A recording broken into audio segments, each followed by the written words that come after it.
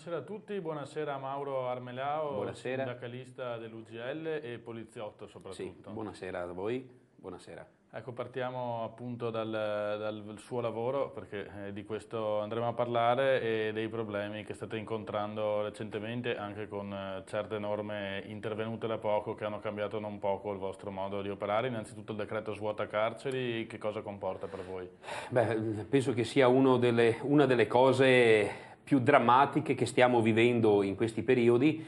Con questo decreto svuota carceri di fatto il governo ha deciso di far trattenere negli uffici di polizia dove esistono le camere di sicurezza diciamo adeguate, anche se secondo me non lo saranno mai perché per adeguare le camere di sicurezza dobbiamo spendere moltissimi soldi che naturalmente il Ministero dell'Interno non ha in questo momento, però siamo obbligati a trattenere le persone arrestate in attesa del processo per direttissima. Questo cosa vuol dire?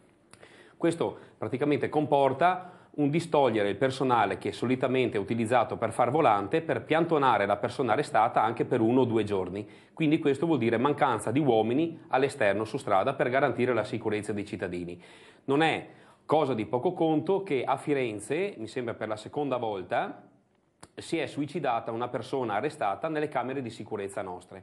Quindi chiaramente i nostri colleghi, noi siamo responsabili anche dell'arrestato, quindi si innescano dei meccanismi che sono a dir poco diciamo scandalosi. Noi diciamo questo decreto deve essere annullato, le persone arrestate vanno tratte in arresto e portate presso i carceri che hanno personale specializzato per questi arrestati e anche a personale medico all'interno del carcere, tutta una serie di strutture che è fatta apposta per, diciamo, in questo senso, accudire queste persone che sono in attesa del processo. Ecco, noi questo l'abbiamo denunciato nelle mille salse, l'abbiamo detto, l'abbiamo stradetto, però il governo sembra sia deciso, anche perché sembra sia deciso appunto a continuare con questa cosa, anche perché sappiamo benissimo che comunque anche la situazione dei colleghi della penitenziaria è altrettanto drammatica. Carceri sono sovraffollati, quindi il personale è ridotto all'osso anche da loro e quindi chiaramente una cella che è magari per 3 persone è una cella che viene occupata da 5. Quindi anche lì sappiamo che c'è questa problematica. Però chiaramente la soluzione sarebbe quella di spendere soldi, fare dei nuovi carceri o adeguare quelli esistenti ingrandendoli e quindi di riuscire diciamo, a tamponare a questa emergenza, insomma, che per noi comunque è una situazione assurda e veramente drammatica. Tante volte magari il cittadino non si rende conto di quello che effettivamente accade perché uno pensa che basta prendere una persona, chiuderla in una stanza, sono stanze sicure e No. dopo ce ne si può andare ognuno per proprio conto, cioè, non è così in realtà. Chiaramente anche l'arrestato ha diritto ad essere comunque seguito, deve essere diciamo nutrito, deve avere la possibilità di potersi lavare, vestire. Cioè, quindi noi in molti casi, in moltissimi casi, comunque anche umanamente, perché ricordiamo che dall'altra parte anche se ben una persona arrestata abbiamo comunque sempre un essere umano, un individuo con una dignità, noi moltissime volte spendiamo anche dei soldi di tasca nostra per potergli portare da mangiare, da bere, per garantire il minimo di assistenza insomma, a questa persona in attesa appunto del processo per direttissima. Situazione drammatica, poi eventualmente toccheremo anche la situazione che vivono comunque i colleghi della Polaria dell'aeroporto di Tessera, perché lì oltre agli arrestati molte volte abbiamo moltissime persone respinte dal territorio nazionale e anche le persone che arrivano dall'Europa con i voli diciamo che arrivano dall'Inghilterra, dalla Germania e da altri paesi europei che chiedono l'asilo politico in Italia. Quindi è un altro problema che poi eventualmente toccheremo. Ecco, simile però pressappoco uguale. Rimanendo un attimo su questi arrestati che vengono trattenuti nelle camere di sicurezza, quindi nelle questure, sì. quindi in strutture che non sono certo nate a esatto. scopo detentivo. In tutta la provincia le uniche celle di sicurezza mi sembra che siano quelle della questura di Venezia, quindi se Chioggia ha un arrestato dovrebbe portarlo alla questura di Venezia e trattenerlo lì, in attesa del processo per direttissima, quindi distogliendo di fatto personale di Chioggia, insomma, o eventualmente se le sono le volanti di Venezia ad arrestarlo, la volante rimarrà ferma, i cittadini chiamano, gli interventi sono moltissimi, i cittadini chiamano e devono anche rimanere in attesa per vedere la volante eseguire appunto la richiesta di intervento. Tra l'altro si tratta di persone spesso, immaginiamo, disperate o comunque disturbate, insomma non sempre persone in condizioni normali. Quello purtroppo è un altro problema che, diciamo, visto che l'ha accennato lei giustamente, perché conosce appunto sicuramente le nostre problematiche, quando si ha a che fare con un arrestato, diciamo, tra virgolette, tranquillo, lui aspetta tranquillamente, fa le sue cose e instauri anche, diciamo, un rapporto di collaborazione, lo fai uscire se magari questo deve fumare la sigaretta, cioè, ecco, però quando si ha dall'altra parte comunque un problema di una persona che anche, ahimè, diciamo, non per colpa sua, per carità, disturbato anche mentalmente, il problema chiaramente si aggrava. Questo ha anche episodi di autolesionismo, di aggressione nei nostri confronti,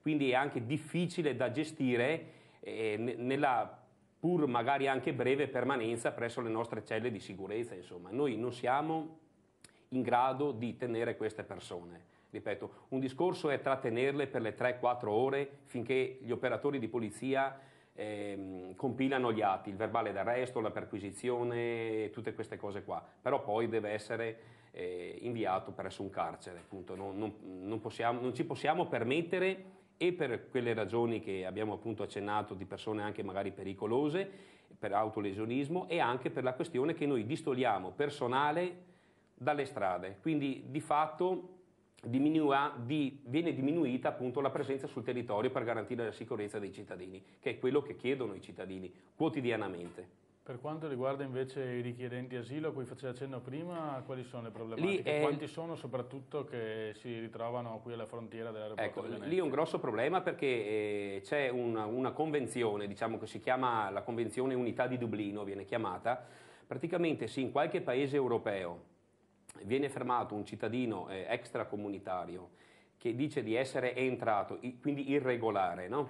Che dice di essere entrato per la prima volta dalla frontiera italiana, praticamente questi paesi europei dirottano, cioè diciamo spediscono in Italia tramite i vari voli delle compagnie aeree nell'aeroporto di Venezia, Roma e Milano, quindi Fiumicino, Malpensa e Venezia, queste persone che sono richiedenti l'asilo politico. Molte volte non vengono nemmeno avvisati gli aeroporti, cioè meglio il personale della frontiera dell'aeroporto. Quindi alla mattina si ritrovano magari con un volo proveniente, esempio, dalla Germania, con a bordo 5 cittadini extracomunitari di varie nazionalità, anche, quindi si creano anche conflitti poi tra varie nazionalità, e di fatto si ritrovano alla mattina 5 persone che devono comunque essere accudite, quello che dicevo prima per gli arrestati, accudite, deve essere garantito un pasto, deve essere garantita comunque un minimo di accoglienza. La stanza, l'unica stanza disponibile per personale della frontiera di Venezia è una stanza che sarà 5 metri per 4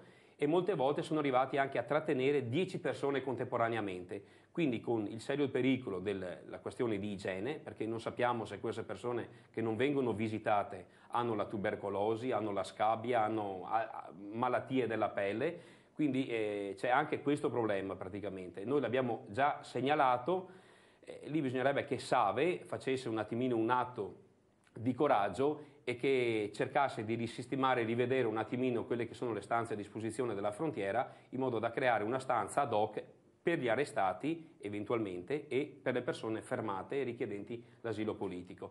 Molte volte arrivano anche persone, mamme con bambini piccoli, bambini anche purtroppo portatori di handicap, che quindi hanno bisogno di certe strutture che noi, ripeto, non possiamo garantire. E sembra, per assurdo, sembra paradossale appunto che il problema sia solo un problema della Polizia di Stato, ma qui è un problema che, siccome c'è a monte appunto queste convenzioni, questi accordi, qui deve intervenire in maniera energica la Prefettura di Venezia con propri fondi, deve sistemare queste persone presso qualche alloggio, deve garantire l'assistenza per il discorso del cibo e, ripeto, anche a Venezia all'aeroporto si verifica la stessa situazione, che i colleghi molte volte di tasca propria vanno a prendere da mangiare per il bambino piccolo, per la mamma.